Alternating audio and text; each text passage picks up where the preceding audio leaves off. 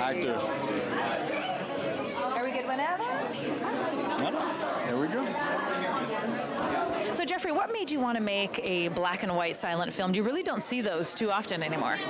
Well, I really wanted I like different challenge. I love black and white for sure, and I really wanted to get rid of the sound, especially for horror film. Like they use a lot of sound effects, so I wanted to go in the opposite direction of that and really go back to a visual approach for the storytelling. And I decided I always loved silent film, and I've always been impressed the way they tell a story just with visual. So I wanted to go for that challenge, and that's why I choose black. You're right. The sound is the most important part in my mind for horror film. So how did you adapt with that? What did you use instead to still keep up the suspense? Well, that was what was interesting. It was I couldn't use sound to create the tension, so I had to shot what could be kind of scary and create the tension. For example, dropping water. I could use the sound and it could be out of the frame, and we could just hear the dropping of the water. But no, I had to show it to the audience instead of just hear it. So I had to think about all this little stuff that I had to show to create the tension instead of listening to the tension.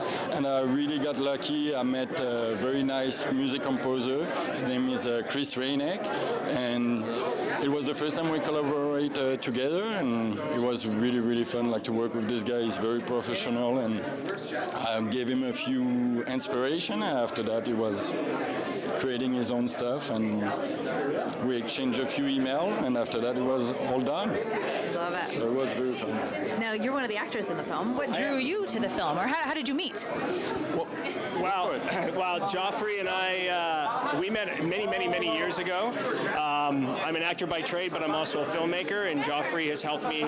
He helped me with my last film. He was my first AD, and he edited Ironhide, and so we've always worked together. I know his vision. I see his vision. I know it works.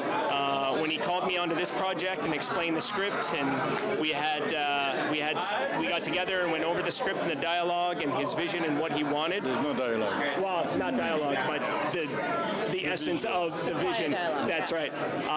The message behind it. We agreed, and I saw something really unique and different about it. So of course, naturally, I'm on board. And he's amazing to work with as a director, as a filmmaker. He's incredible. His vision's just out there. It's completely unique, and I love it. So that is wonderful. Now I want an inspiration from each one of you. So is there a specific actor or director, somebody that you both look up to?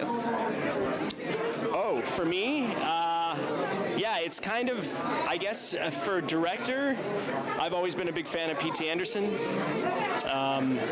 He allows, as an actor, he allows his actors to do the scene, but he just keeps on rolling because they get into a rhythm, they start improvising, something comes out of that scene that maybe wasn't scripted or wasn't planned, and that's where PT sees a lot of magic, and where a lot of magic happens between actors.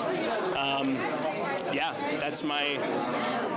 yeah. And as far as an actor, I mean, he's retired now, apparently, Daniel Day-Lewis. So he says. So he says, yeah. He's gonna come back. I mean, that guy, I can't even...